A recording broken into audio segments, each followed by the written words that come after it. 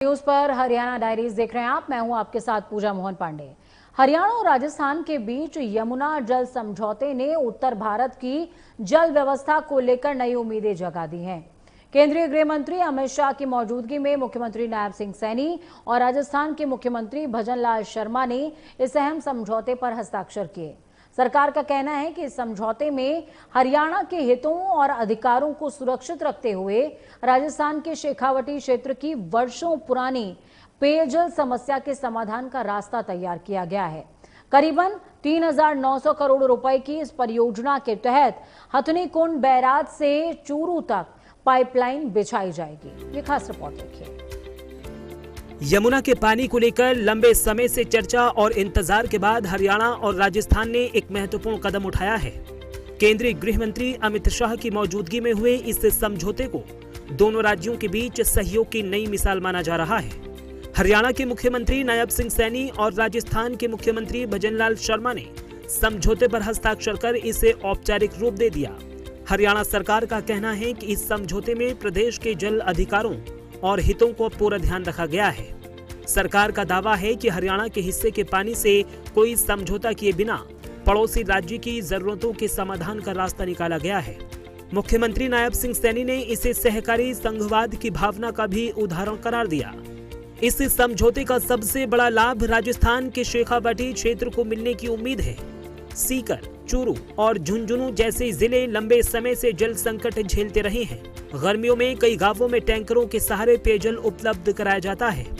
सरकार का मानना है कि नई परियोजना के बाद इन हालात में बड़ा बदलाव आएगा। परियोजना के तहत करीब 3900 करोड़ रुपए की लागत से हथिनी कुंड से चूरू तक पाइपलाइन बिछाई जाएगी। इसी पाइपलाइन के माध्यम से पेयजल और सिंचाई के लिए पानी पहुंचाया जाएगा। योजना पूरी होने के बाद लाखों लोगों को नियमित जलापूर्ति मिलने की उम्मीद भी जताई जा रही है।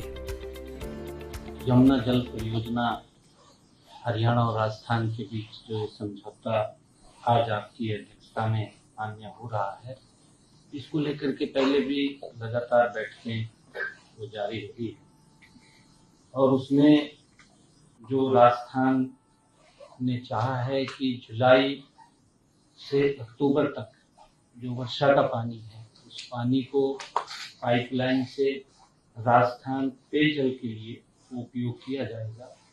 आज इसको लेकर के आपकी अध्यक्षता में इसको आगे बढ़ाने का आज MOU साइन हो रहा है।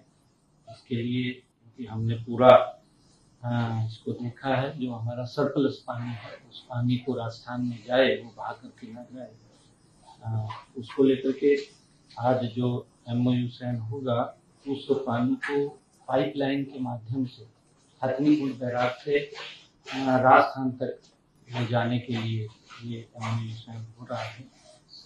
यह पानी जो राजस्थान में जाएगा मानिए वो पीने के लिए उपयोग होगा। ये बड़ी खुशी की हम सब के लिए बात है। हरियाणा सरकार इस समझौते को केवल जल वितरण का विषय नहीं बल्कि राज्यों के बीच बेहतर समन्वय का उदाहरण भी बता रही है। सरकार का कहना है कि विकास तभी संभव है जब संसाधनों का उपयोग संवाद और सहमति से किया जाए। विशेषज्ञों का मानना है कि यदि परियोजना तय समय पर पूरी होती है तो इसका लाभ केवल पेयजल तक सीमित नहीं रहेगा। सिंचाई के लिए पानी मिलने से कृषि उत्पादन बढ़ सकता है, भूजल पर दबाव कम हो सकता है और ग्रामीण अर्थव्यवस्था को भी मजबूती मिल सकती है। हरियाणा के दृष्टिकोण से भी इसे समझौते को महत्वपूर्ण माना जा रहा है।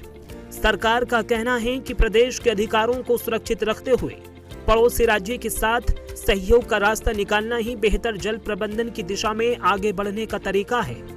हालांकि इतनी बड़ी परियोजना को जमीन पर उतारने में समय लगेगा।